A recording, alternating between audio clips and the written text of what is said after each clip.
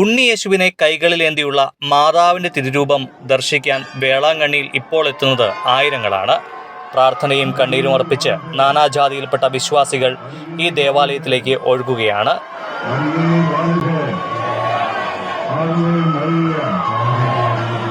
തമിഴ്നാട്ടിലെ നാഗപട്ടണത്താണ് വേളാങ്കണ്ണി മാതാവിൻ്റെ ചരിത്ര പ്രസിദ്ധമായ ദേവാലയം.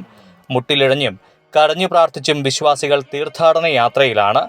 മാതാവിൻ്റെ പ്രധാന തിരുനാളിൻ്റെ സമയമാണിത്. ഓഗസ്റ്റ് 29 മുതൽ സെപ്റ്റംബർ 8 വരെയാണ് തിരുനാൾ. നൂറ്റാണ്ടുകളുടെ പഴക്കമുള്ള വേളാങ്കണ്ണിയിലെ ദേവാലയത്തിൻ്റെ ചരിത്രത്തെക്കുറിച്ച് തെളിവുകളേറെയൊന്നുമില്ലെങ്കിലും പല കഥകളും പ്രചരിക്കുന്നുണ്ട്.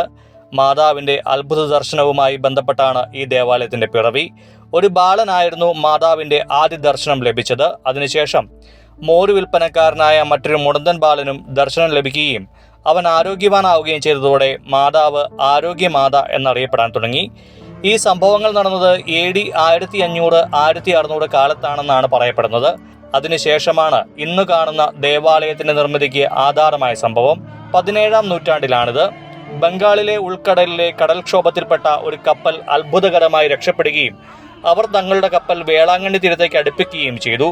മാതാവിന്റെ അനുഗ്രഹത്താലാണ് തങ്ങൾ രക്ഷപ്പെട്ടതെന്ന് വിശ്വസിച്ച കപ്പലിലുണ്ടായിരുന്നവർ അന്നുണ്ടായിരുന്ന ദേവാലയത്തെ കുറച്ചുകൂടി വലിപ്പമുള്ളതാക്കി മാറ്റി നിർമ്മിച്ചു. പിന്നീട് വേളാങ്കണ്ണിയിലൂടെയുള്ള ഓരോ യാത്രയിലും അവർ അവിടെ എത്തുകയും ദേവാലയത്തിന്റെ നവീകരണത്തിൽ മുഴുകുകയും ചെയ്തു അത്രേ. 5 ഏക്കറിലാണ് വേളാങ്കണ്ണിയിലെ ദേവാലയം സ്ഥിതി ചെയ്യുന്നത്. കിഴക്കിന്റെ ലൂർദ് എന്നറിയപ്പെടുന്ന ഈ ദേവാലയം കടലിന് അഭിമുഖമായി സ്ഥിതി ചെയ്യുന്നതുകൊണ്ട് കാറ്റിനെ അതിജീവിക്കാനായി പാറമേൽ പണിതുയർത്തിയതായിരിക്കും എന്ന് വിശ്വസിക്കുന്നവരാണ് ഏറെയും. എന്നാൽ ആ ധാരണ തീർത്തും തെറ്റാണ്. മണലിൽ തന്നെയാണ് ഈ വലിയ ദേവാലയ സമുച്ചയത്തിന്റെ മുഴുവൻ നിർമ്മാണ പ്രവർത്തനങ്ങളും നടത്തിയിരിക്കുന്നത്.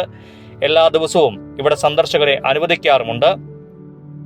പ്രാർത്ഥന അർപ്പിക്കാനും കുർബാന സ്വീകരിക്കുന്നതിനുമൊക്കെ അവസരങ്ങളുമുണ്ട്. ദേവാലയത്തിൽ 5:45 ആദ്യത്തെ കുർബാന.